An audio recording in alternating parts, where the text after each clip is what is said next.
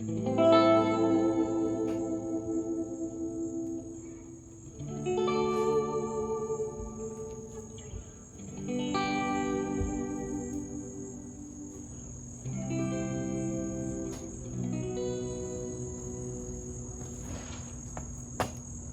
begin.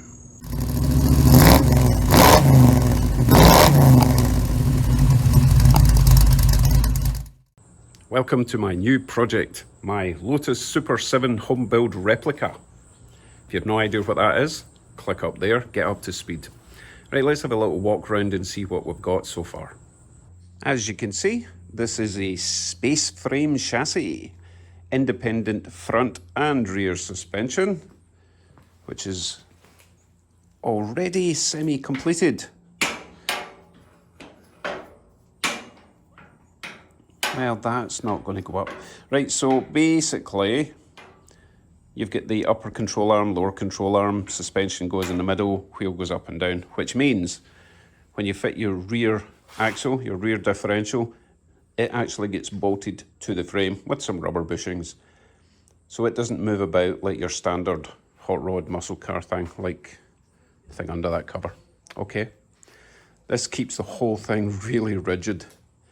You also notice that the body panels bolt directly to the frame, so you're not going to have any of that body squeaking, rolling. It's all very rigid, makes this a very, very competent track car. So this will be street legal one day, but it will also be an absolute track demon. So let's have a wee look at where everything is supposed to go. Let's start at the back. This section here will be your trunk. Now I think your gas tank goes in the lower section, then you've got a bit of space in the top.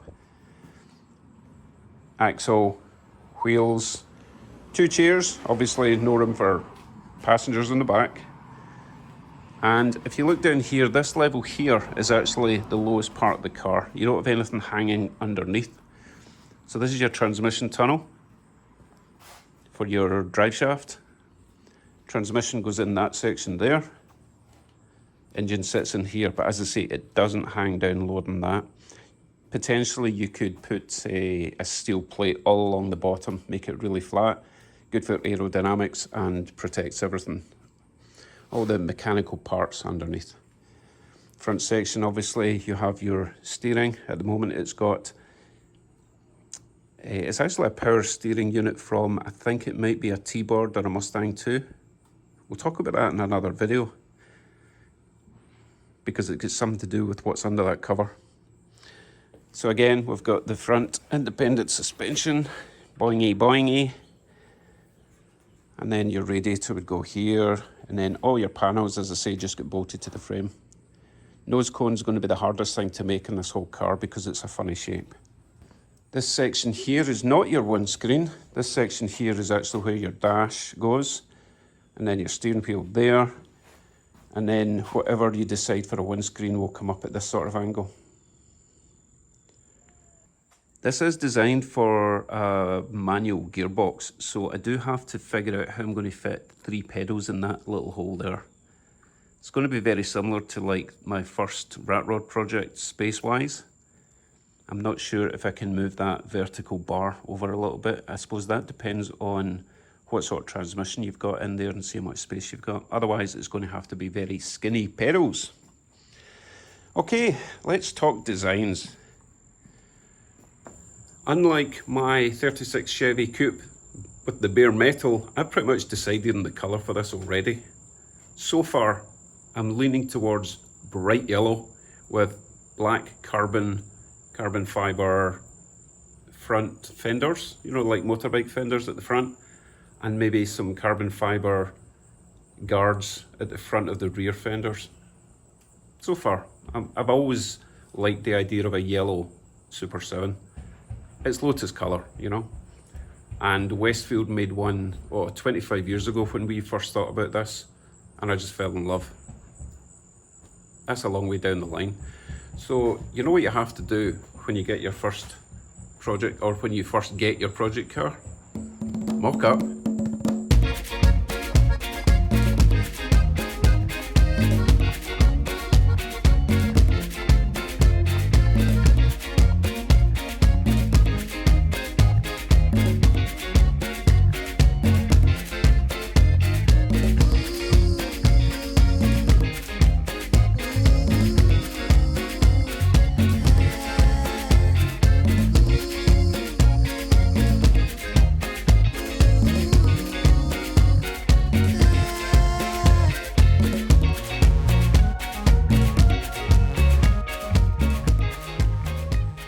Now, I know it looks like a dune buggy at the moment, but it's sitting in that trolley at the moment. It's that frame there, the bottom of the frame is only going to be about 4 inches above the ground. So that is going to bring the top rail down slightly below the wheel there. And that obviously is going to come down to there. Fender over there, motorbike fender over there. Hood will start, well, the cowl will start there. The hood will start about here and slope down to the nose. Straight flat panels there, flat panels there. A sort of box thing at the back. Windscreen up there. Room-wise, plenty of width for a nice chair.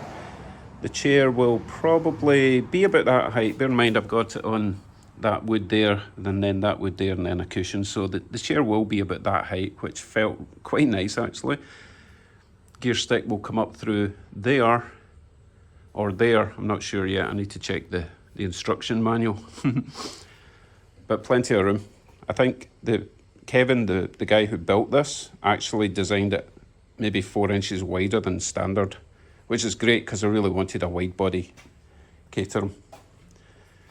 So there we go. So let's discuss options. Let's start with the most important thing, engine and transmission.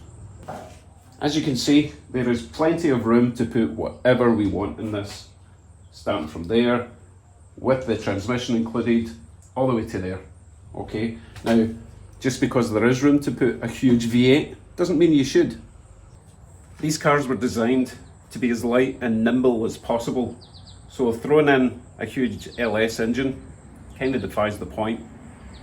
The more weight you're putting in it, the bigger the engine it has to be. It's kind of a catch-22 situation. They were actually designed to install a small, maybe a 1.6 four-cylinder engine. But that's because this car was designed in the UK and we didn't have a lot of access to bigger engines at that time. You can actually get bigger engines that are still pretty light. For example, my personal favourite, the LS400, it's a 4-litre all aluminum V8 engine from a Lexus. And I just happen to have the bell housing and clutch kit and gearbox to mate up to one of them. So that is definitely a contender. But the most obvious choice will have to be the Mazda Miata MX-5. You can get it in 1.6 and 1.8. I think you can even get the newer ones in like a 2-litre, but I'm not going to have the funds for that. I could probably get a 1.6 or a 1.8. Manual gearbox, 5-speed. You can even use the prop shaft and the rear axle, which could easily mount to the back of this. It's designed to have independent rear suspension. So as I say, that's the obvious choice. And can always throw on a turbo. I've done 3 turbo installs on Mazda MX-5s. It's really not that hard. You just need a auxiliary fuel pressure regulator and a tiny little piggyback ECU. And yes, I know Honda make great 4-cylinder engines, but generally they are transverse engines. The MX-5, the Mazda engine is a front to back engine. Forgot the term. The only Honda I can really think of is the S2000, and you know, it's rear wheel drive, but they're quite expensive, especially in Canada. So I'm going to rule out Honda for now. So what else can we pick up? Let's see. I love the Subaru engine. I love the sound of it. However, it's a boxer engine. The rocker covers are at the sides, and you do get problems with oil leaking out the rocker covers. And if this is going to be in the track, you can see how that could be a problem. And of course, we have the straight 6 option. I love the BMW straight 6. I love the sound. I love the power delivery. You also have Toyota straight 6 like a Supra, and Nissan Skyline. Another engine that I really like is the Nissan 300ZX. It has got a 3-litre V6 with or without turbos. Well, twin turbos. It's either no turbo or 2 turbos. As I say, I do like it, but it's quite a complex engine, and again, simplicity is the key with this. I could of course go old school V8 like I've got in the Chevy Coupe, but I kind of really want to, dabble in fuel injection and ECU and engine management. I think I've done a little bit, but nothing aftermarket. It was all just plug and play stuff. So this could be quite interesting if I decide to get a standalone ECU with a modernish engine that I can tune. So that would lead me on to like an LS or something a bit more modern in the V8 range. But again, it won't need it. It's purely for sound, really. If you've got that much torque from a V8 in this, you're not going anywhere. Unless I want to go drifting, which I don't. If there's any engine options that I've left out, leave a comment, please, because this is going to be based on preference and also what's available and what's affordable. That's important. Right, let's move on to, we'll have a quick talk about suspension. As I pointed out, it's independent suspension all the way around. However, the front actually only requires motorcycle coilovers. Anything from a normal car will be far too stiff, at least for the front, even with a big engine that's very light. You can see that if the engine starts there and ends there, and then you've got the seats, that's a long wheelbase with all the weight in the middle. Again, this is why this car was designed like this. Perfect 50-50 is what you're going for, weight ratio that is. So it doesn't need a huge amount of weight at the, it doesn't need a huge amount of suspension dampening at the front, weight-wise. The back, it's similar, but you kind of want to use quite a light coilover at the back. So I can't just buy an off-the-shelf coilover kit for a car. That will be quite hard to source, and I will be doing some research on that. Exhaust system. As I mentioned before, that bar there is the lowest point of the whole car. Nothing hangs beneath. So generally, the exhaust will come out the side, go along this panel here. Remember, there's no doors. You step into this thing. So as long as you have some sort of heat guard over the exhaust, and then it usually comes out like that. I've never seen one with an exhaust coming out the back. I suppose it's possible, but then you're compromising the height if it goes underneath and then over the axle. So as I say, side exit exhaust. Again, that's going to depend on whether you've got a V8, then you're going to need one at either side, but no biggie. Again, this car is supposed to be simple to build. Not simple to build, but simple in nature. Brakes. Disc brakes on each corner. That's the idea.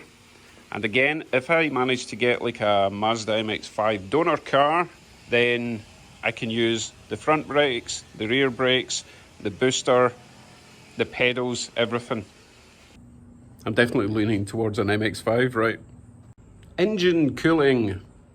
Because we're front engine rear wheel drive, it's fairly straightforward. You plonk a radiator there and a fan, probably an electric fan, especially if it's a modern engine, which wouldn't have a mechanical fan anyway. One thing to remember though is if I do decide to install a turboed engine, I'm going to have to install an intercooler, and then you've got all that piping that goes all over the place. Need to plan right from the start what engine I'm going to install, because that's going to affect the whole bodywork. Wheel choice. For the best handling, what I've discovered so far is you kind of want the same diameter of combination rim and tyre all the way around. However, the back can be wider but not higher. Could be wrong, but I think that's going to give you the best handling if the overall diameter of the wheel and tyre is the same. These are no use at all. I don't think. They're purely for mock-up. So I need to think about what sort of wheels I want, because that's going to affect the overall look as well. Seats and interior. Ideally, I'd like a pair of those very, very expensive, mega thin, but very comfortable carbon fiber seats. But that's not going to happen. So alternatively, I'm actually wondering if the Mazda MX-5 seats would fit right in there. And I do like seats to be adjustable. They must have good side bolstering though, because this car has got no forgiveness, shall we say. When you go around a sharp bend, your whole body's going to move in that direction. Dash wise, that's just going to be mostly blank, but I want it to look nice. So again, a nice carbon fiber panel all the way across with the gauges I need. I'm not too keen on those square electronic boxes, but you know, my taste might change. I prefer dials, but even if they're digital dials, but they have to be round as far as I'm concerned. Again, my taste may change. And although not really interior, the window at the front will come up at that sort of angle. It's usually just a square flat panel, but I have seen some with two kind of oval glass sections here, one there and one over there, a sort of twin oval window affair. If I do that, there's no way I'm going to be able to attach a roof if I ever want one. Bodywork. Thankfully, there's not too much bodywork to figure out, and it's mostly straight sections. Hardest part is going to be deciding sheet steel, stainless steel, aluminum, or fiberglass, or a combination of all. As I said before, the nose cone is going to be the hardest part. I could buy a nose cone. I'll show you a picture here. But generally, the nose cone needs to be widened because it's designed for quite a skinny car, and this is a bit wider than normal. So if I'm going to have to buy one for many hundreds of dollars and then chop it up, I'd be as well just to try and make one from scratch. The hood will go from about here to here. Again, I might make that out of sheet steel. It's going to possibly have a bulge in it for air intake, not sure. Cowl, maybe sheet steel, aluminum, who knows? Who knows? I need to do a lot of research and find out what's the cheapest and easiest to work with. I have never attempted a project like this before, so I am completely open to suggestions on everything from engine to transmission to body style, brakes, rear axle, everything. Okay, so I do kind of rely on you guys to leave your comments and go on the Facebook page as well, because I'll be posting up more technical details on the Facebook group, link in the description. And honestly, as much help as I can get, and we can all build this together, hopefully. I'm kind of between the MX-5 and the Lexus V8 at the moment, but hey, I might go electric. Ooh. Okay, let's get this party started. Leave your comments, suggestions. I think what I need to do first is get it rolling. So we're talking steering, suspension, rear axle. I think that's number one. But before even that, we need to decide what direction we're going with this. So thanks for watching. This is going to be an epic build, hopefully with an epic result. And you guys will be along for the ride. Take care, everyone. See you in the next one.